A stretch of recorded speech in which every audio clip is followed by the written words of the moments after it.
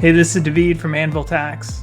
I wanted to let you know about Ramp. It's a corporate card. It helps you to save time, energy. It's helped me, and it's helping the people I work with. I just wanted to give you this first introduction to Ramp and give you an idea of what there is behind the scenes. It's great for spinning up cards and for budgeting. I know that there's so many transactions that go under the radar and I kind of forget about it. I had a transaction that appeared on my account a couple months ago after doing some research, and I spent a few hours trying to track it down and what it was for, because I didn't recognize it as a couple $100, but it was something that I bought 2 years ago and it renewed every 2 years, and it was before I used Ramp. But now every time I buy something, I spin up a new card and I buy it with that card and that budget, and then I can track it, I can turn it off, and I can just have more controls.